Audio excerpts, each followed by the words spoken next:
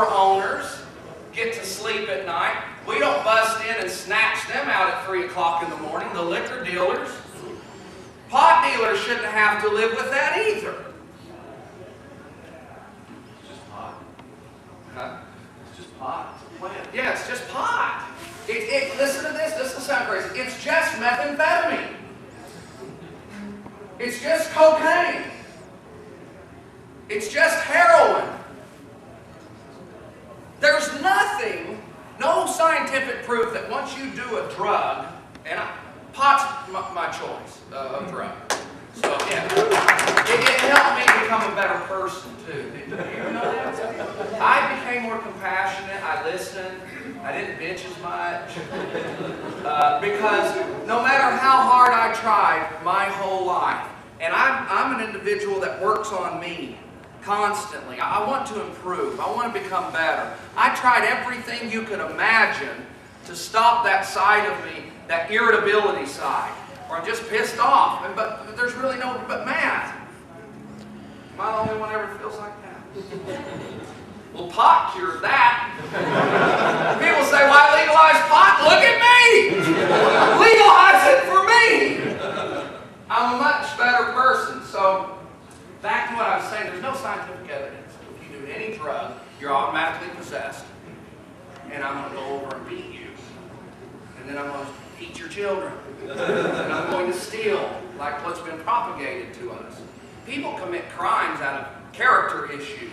Selfishness, meanness, and selfishness. So, we have laws in place to protect me and you and our kids without putting people in jail for drugs. If somebody wants to do methamphetamine till their teeth fall out of their head and they're laying in a bathtub, they have a right to be miserable in the U.S. I know a lot of miserable people that don't go to jail because they have a right to be miserable. Now, if they get out of that bathtub and go commit a crime, put them in jail for that crime.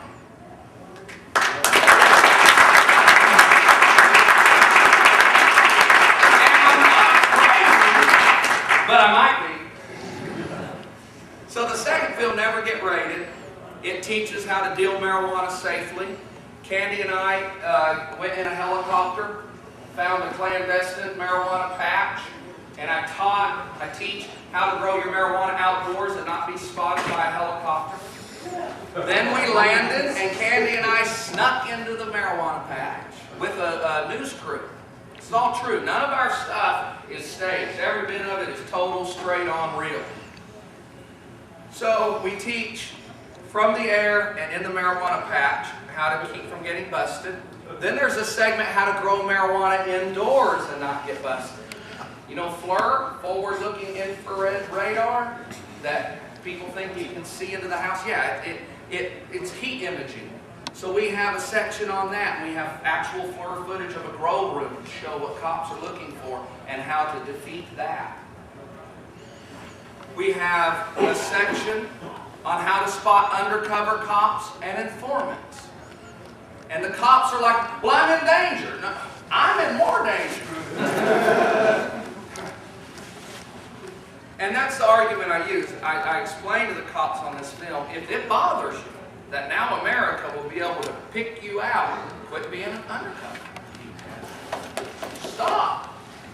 Just stop it. So, how to spot undercovers and informants, indoor grows, outdoor grows, how to sell marijuana, and then I have a message to parents that you have to see. Now, it'll go on sale January 15th on my website, nevergetbusted.com. I'm going to close with our 50-50 project, 5 minutes till 2. Okay. And then questions and answers. Oh, I'm a writer for this magazine now, Cannabis Culture, and I teach how not to get busted in these articles. I'm also a writer for Skunk Magazine and maybe Don Diva Magazine. I wish I had more time to explain why in the world black people are not getting involved with our war on drugs. I'm going to tell you what it's about. Y'all want to know real quick? Yeah. The churches. I preached in black churches. I was a preacher for 6 years in traditional Christian churches. We do it. I don't represent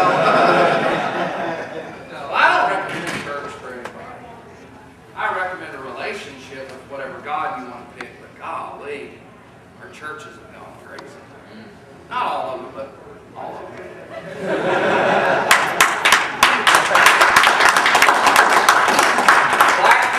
Black people as slaves, they didn't have a president and a mayor to look to as a leader. They had a preacher in the field.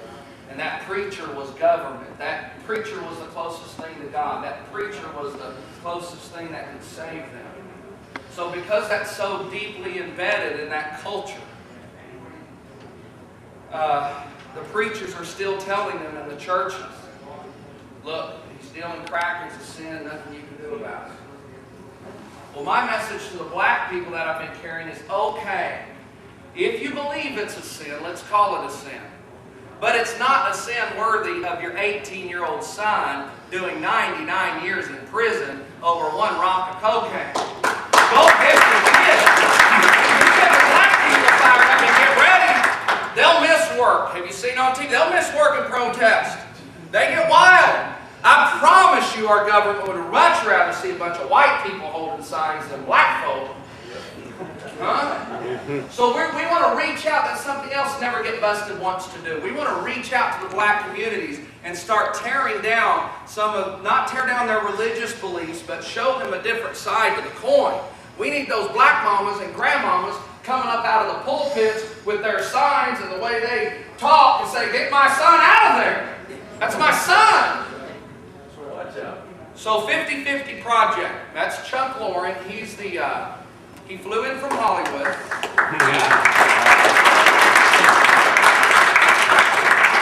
He is the SAG Award winner for Little Miss Sunshine. Did you guys see that?